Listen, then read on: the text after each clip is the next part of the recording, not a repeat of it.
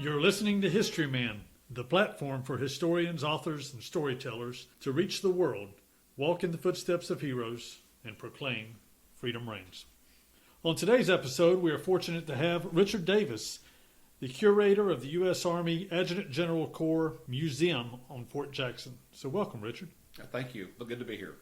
Richard, we're excited to hear about the Adjutant General Corps Museum at Fort Jackson. And before we get started, we'd like to give a shout out to a couple of our affiliates. Long Gone LLC specializes in genealogical research and guided historical tours in Camden, South Carolina, and Southern Campaign 1780, providing living history experiences that educate, entertain, and inspire.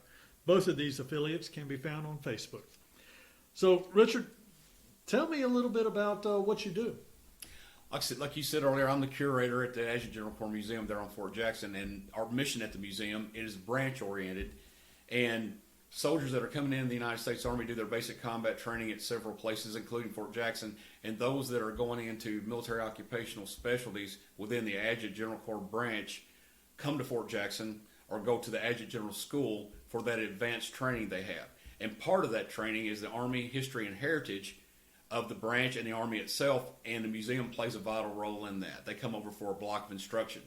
So all the divisions of the U.S. Army and the U.S. military, this is the second oldest branch? That is correct. Infantry is the oldest with the appointment of George Washington, and the first Adjutant General of the Continental Army, which is Horatio Gates. With that appointment, the Adjutant General Corps was born. So it dates back to June 16th, 1775, the second oldest.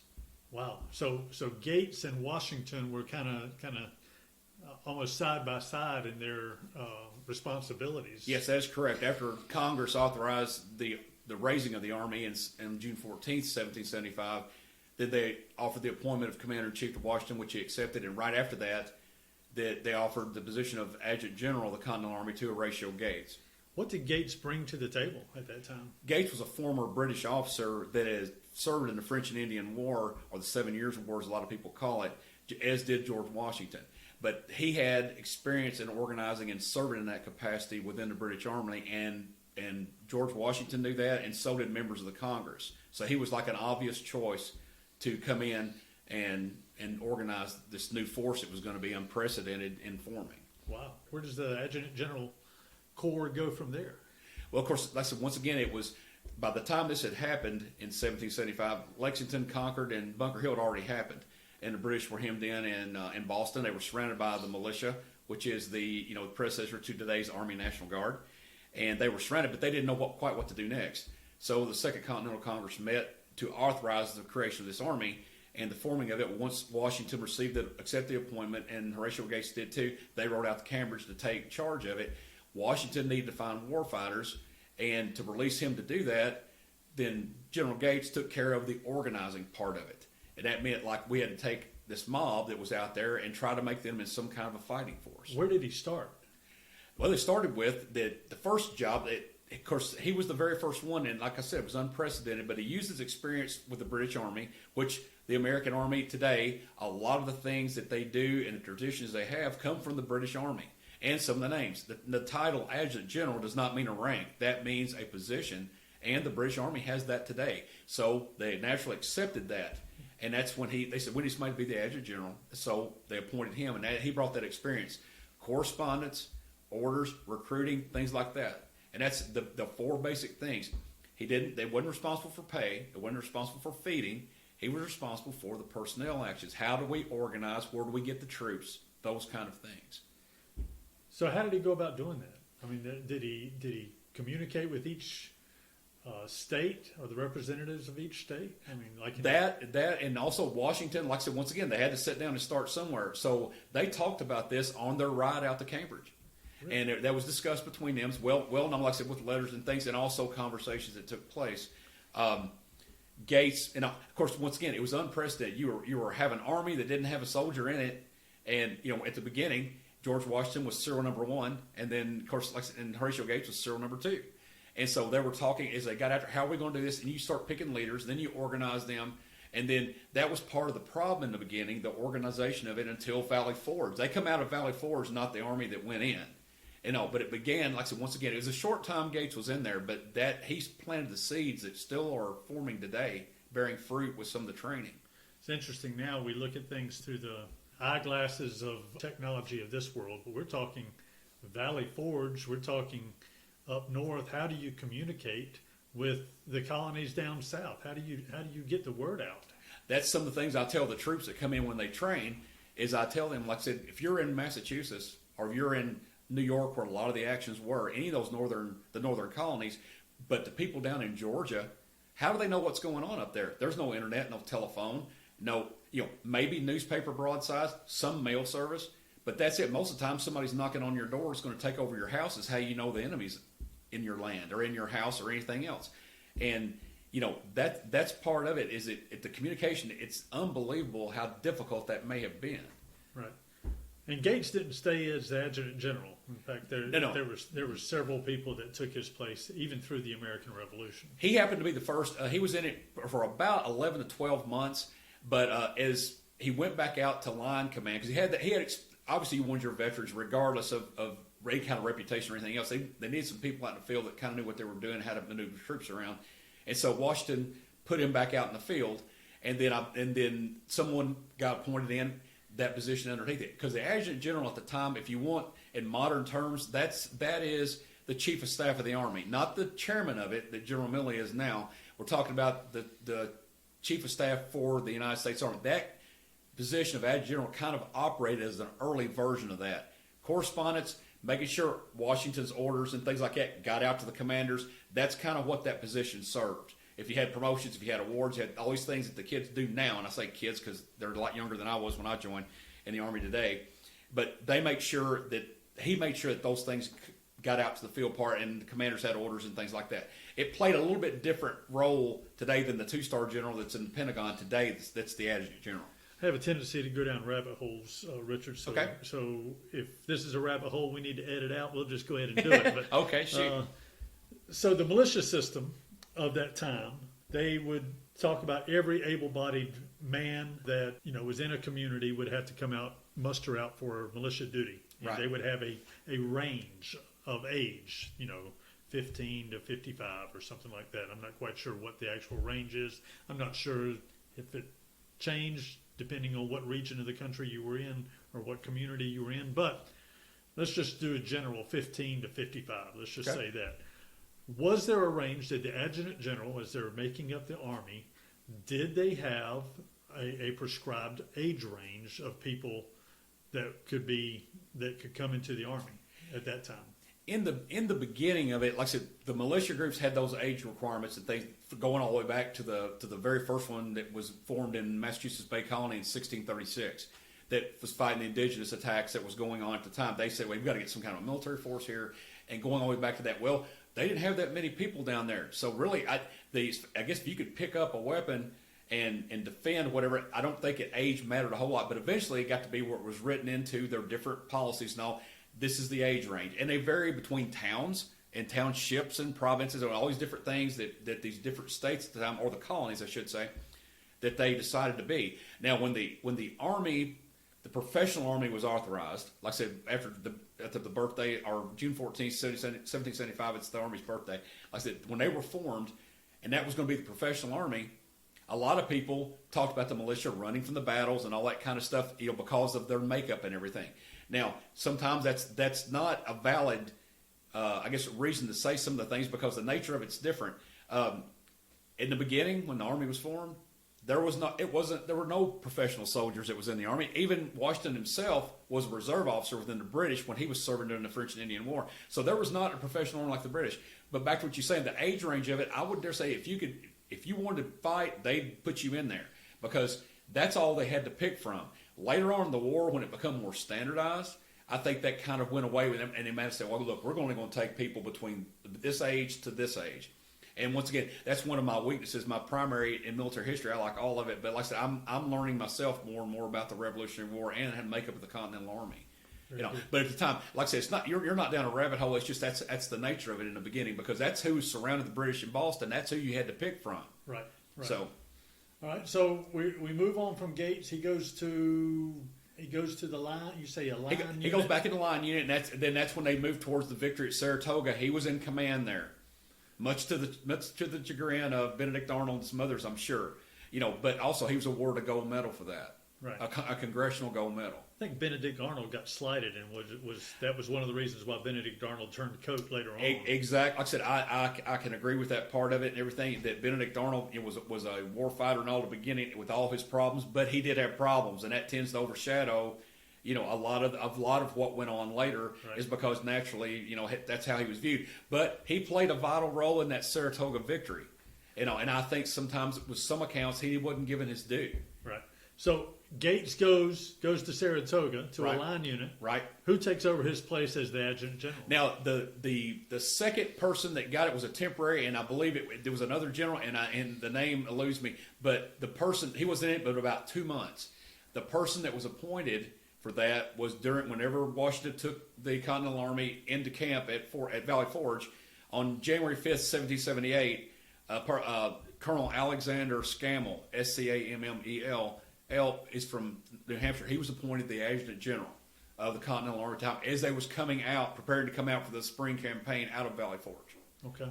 Yeah, and like I said, he was from New Hampshire. He was and he started out in one of the state units, but then when he come on to Washington staff after everybody was there and everything were getting organized. If he were to come on Washington's staff, there's a tendency for me to think that he had a little bit of credentials behind him. Sure, his family had money. And I mean, matter of fact, some of his letters and things that they write about their uniforms and all that they're trying to have made. Like I said, Washington obviously had plenty of money, and his uniforms were expertly made and tailored to him and everything. Well, his staff looks a lot like him as far as their uniforms go. And matter of fact, the adjutant general, his uniform, Scammell's uniform, looks identical in some of the drawings and paintings and stuff. Look identical to Washington's, except for them actually not wearing the stars of the general. But the staff members reflected his uniform. And so he had money. And that tells, like you just said, that tells that he's got money, he's got means, he's got connections. And naturally you wouldn't just come in with some of the clout that he had to the rank of colonel, lieutenant colonel at first, but then colonel. That's a huge jump from people that are going from ensign or second lieutenant and all that. So Scammell comes on board, and then what? Scammell comes on board, like I said, and takes over. Now, the Army at that particular time is coming out of Valley Forge. That's not the same Army that went in. What do you mean by that? Well, von Steuben arrives. I mean, when they come in after Germantown and all those I shouldn't say victories, those defeats, they come in there and they've taken a beating.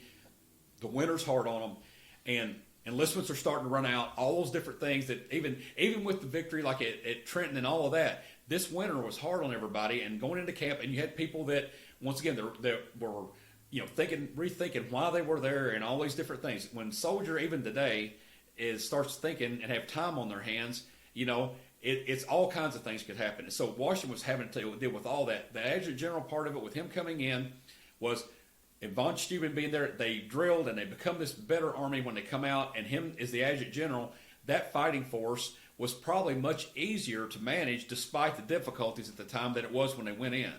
Okay. And so it come primarily from that. They're even as hard as things were, as things got better, not at first, but they got better when that fighting force come out of Valley Forge. That's not the same army that went in. I see. The army in training and all that, they tell that's a lot. I've heard even in their, not related to Adjutant General Corps history, but just in military training, is like a lot of the tactics and all that come from the lessons learned even at Valley Forge today, and that means how that's organized, how you move, how you survive. All those things have come from that experience, as bad as it was. Right. Okay. So then what? Scammell goes, like I said, he participates as the adjutant general through those different times, all the way through till the action shifts, even in the South. At that particular time, he stays in that position until January 1st of 1781. But one of the things, though, that he was tasked with doing, like I said, once again, he was a warfighter, combat veteran from the very beginning. He was at Saratoga, once again, with Gates in command. But one of the significant things about him is he was tasked by George Washington with the execution of John Andre. He was tasked with that. Now, that doesn't mean that he went up there and was like the executioner and did all that. But it was his tasker, as we say in the military today, that this is what you're going to do. You're in charge to make sure this happens. And he went and made sure that happened. John Andre was executed, but it bothered him so much. And I don't think it was from a position like he befriended him or something and while they were waiting. It was sometimes you are required to do as a soldier some things that you don't not happy with doing, and it can be downright dirty sometimes. But then again, it's your duty. And he did that. All right. But after it was over, he went to George Washington and requested transfer back into one of the line units as they were prepared to move back or prepared to move towards that final part in Virginia and all. He requested to go back to a line unit, and he did. He went back and then, of course, was there all the way through Yorktown. Okay. Did he get wounded? He did. He was wounded at Yorktown. Now there's some confusion with that. I'm still researching on this part, and there's accounts of it that some people say that Tarleton was the one that wounded him somewhere in the lead up to Yorktown, and he didn't. Like I said, he was severely wounded, and he died of those wounds. But a lot of the correspondence and a lot of what history has said between the people that were there and New Scammell personally, they felt that Alexander Hamilton's rise in prominence as a result of the Battle of Yorktown and later on, that it would have been Scammell had he not died, because that's what opened the door for his appointment to be into the combat part of it with Alexander Hamilton and become the right-hand person of George Washington, because he was an aide-de-camp during that time. Is what his role was all the way back to Trenton. But at the same time, they felt that it would have been Scammell, that he would have led, even on Redoubt 10, he would have led the attack on that if he wouldn't have been wounded. But he got wounded early, and then he died of those wounds later, unfortunately. It says a lot about his abilities to say that he would have been the Alexander Hamilton. Absolutely, right? Absolutely. And like I said, he had, like I said, if you read some more about him, he like a lot of people was, he had a love of his that was back up north, and he was trying to get her hand in marriage, and her father wasn't being too agreeable on it, and they're going back and forth. And he's in these letters he's writing to her, he's telling her about what's going on. And that's one of the letters leads to, he said, I had an unfortunate job or position or task today given by His Excellency, who everybody knows who they're talking about, and that was the John Andre execution. And he's telling her about it, but he was trying to win her affection, and he visits her, and I'm sure that, they were together a lot, but at the same time, they never married. And then by the end of the war, of course, he died, and then unfortunately, and they kind of went on. But he's one of the more significant, less well-known characters but soldiers during the war, and the significance they play, because you're not in the front leading the attack and all the things that happen, the untold stories all the way through these different wars, even the more modern ones, are finally coming out. So did you get it after doing the research on this, and you've actually lived your life doing research on this, right. kind of thing, through your curator job? Did you get a sense as to why he was involved in the Revolutionary War side? Now we're talking about Scammell? Scammell. Yes. Well, like I said, he was from New Hampshire, and that whole area up there, all that, that New England part of it, like I said, with Massachusetts and all that hotbed up there, I think that part of he was going to do something. If he just had to be a private with no time in grade and out in the worst part of the worst fighting position, he was going to do that. I see. Despite his status in society and everything else, he wasn't going to be his love for country, and the fact, once again, it's something I've argued even with my major professors and all down at Florida State about certain things, is people was trying to rewrite why that people would join and their motivation for being in the very beginning, like Lexington and Concord and all that. A lot of times it takes a good shove to get you to do something, and see with him, it could have been a certain event. I don't know for sure, but something may have triggered that. It could go all the way back to to Crispus Attucks, the first casualty, and all the way the British were doing these things. And, once again, people just don't like being told what to do. And you got the colonists that are there, and my own ancestors. If you want to talk about Civil War stuff, buddy, I got some for you with that, how they were. But they were also from Ulster in that way, up that area. But still, I think it's that thing where you're used to having things done your way, and then all of a sudden you've got somebody changing all that, and you've got all of a sudden you got a soldier in your house. Like, who is this guy? They're posting these different things, and all of a sudden you're getting your liberties encroached on for what you thought you had as Englishmen. Right. And people are going to buck up and rebel, and up in the Northeast, well, a lot of people think that they're liberal, and they are. They still wasn't going to have any of that back then. And and that's the core thing of all this. People just don't want to get told what to do. It's not they couldn't pay taxes. They like, wait a minute, you're making me do this. Right. What do you mean? It just, once again, they'll get your sugar and go dump it in the water. So, But I think it's a lot of motivation to it. Well, give me your definition of liberty. Oh gosh, my definition of liberty, I guess it goes back to really the liberty that we have and all, and it was from 17 all the way back to Yorktown, the victory and all that stuff, and that's very important and all. But when I was in Afghanistan, my own self, I saw a lady before I left. She come and could not wait to show us her purple thumb because she had the opportunity to vote, and that still rings with me, and that's we want to fight about voting, and this lady was just happy to go up there and put her thumb on a purple pad and to verify her identity and get to cast her vote. And that was probably one of the most set me back and look things, because it was in a foreign country, and we never think anything about that because as it can get all controversial as it has been in the last few years and all this. She was just happy to do that. And up until that time, until we were there, they never had that opportunity because the Taliban would come and probably cut her hand off because she did vote, and she was so happy about it. And we went back and talked about that back in base camp. And I mean, that was just unbelievable to me. Seeing that makes you know what it means. And I mean, to me, it's not just outlining the Constitution, which it is, but when we get done here, I'm going to get in my car and I'm going to drive back to my house. Well, some people don't even have a house. The government don't allow them to own a house. Their country, that doesn't operate like this. The freedoms we have, are not. That's my definition of it. If you can participate in society like that in a peaceful manner and vote and do your thing, to me that's liberty. Whatever you can do. Now, do you agree with everything? Maybe not. But at the same time, that liberty to see that woman's face, that one act. And yet we take that for granted so much. There's people that are worried to death about they're going to mail something or whatever with a vote. She was happy to go up there and put her thumb on it. She was going around showing everybody. Wow. Wow. And I mean, it's still, they would never wash their hands. They would do whatever, and they would go for weeks like that with that honor just because they were allowed to do that. And they're raised in a society where you weren't allowed to do that, especially women. This was a female that didn't have hardly any rights in that country, and at the same time, but she could vote. Well, that resonates, doesn't it? Sure it does. And I mean, it affects me. And that's been back in 2003. That's one of the first things that I wrote Sherry about, or even my wife, and told her about on the phone. We get happy about a lot of things, but that being able to do that, being they have to give you little stickers now when you vote and stuff, and that makes you proud too. But at the same time, though, that was their first thing. And I thought, to me, if you could feel that way about everything you do in this country, it'd be what an awesome place to live. But unfortunately, a lot of things don't work like that because that's life. Right. But yeah, that resonates with me. What liberty is seeing her face that day. Well, let's plug your job one more time. Okay. Give us a little bit of rundown of what they'll see when they go out to Fort Jackson. Okay. Naturally, COVID has played havoc with visitation there on post.